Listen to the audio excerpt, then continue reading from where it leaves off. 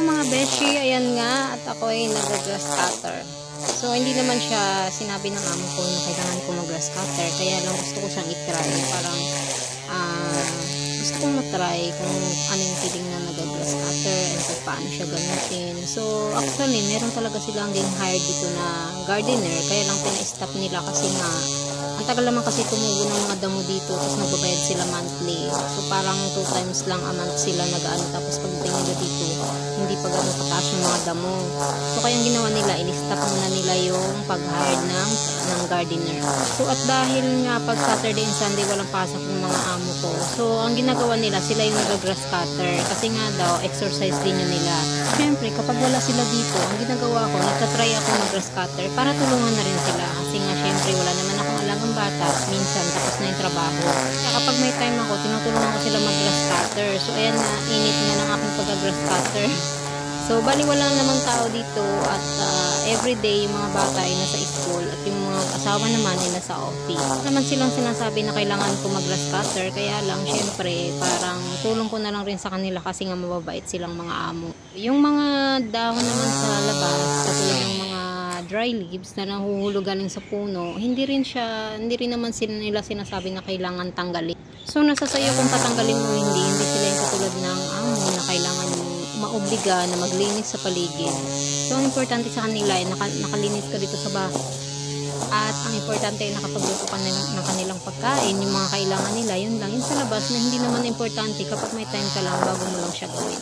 So syempre may mga time na masipag ako, kaya yan, nagtatry ako mag-grass cutter. So mahirap pala mag-grass cutter. Hindi pala madali dahil nakakangalay sa braso. So syempre nag-i-enjoy ako sa pagka-grass cutter, kaya yan, tinuloy-tuloy ko na yung pagka-grass cutter dito sa aming bahay. Kasi itong tinitiraw namin ay para siyang mini farm, malayo siya sa syudad. And pwede kang mag-alaga dito ng mga hayop o para siyang mini farm. So hindi siya katulad ng doon sa bayan ay puro mga kondo. Din kami ng pangtanggal ng mga dahon, ng mga tuyong dahon. Meron kaming blower. Tapos meron din kaming grass cutter. So bahala kaming dalawa ng kasama ko kung gagawin namin o hindi. Ganyan kabait yung mga amo. So enjoy watching and thank you so much for watching guys. Ito ang aking buhay sa ibang bansa. Hindi madali.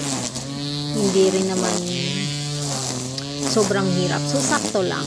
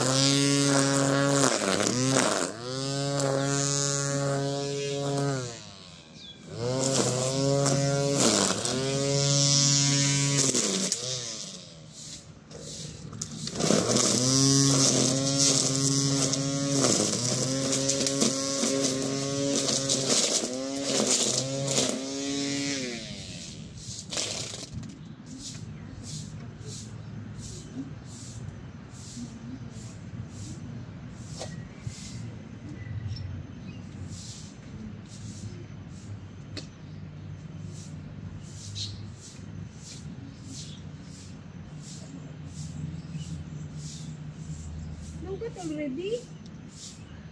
Huh? Lubat. No more. Hmm. Huh? Only one na. This one already, I think. No, I still have.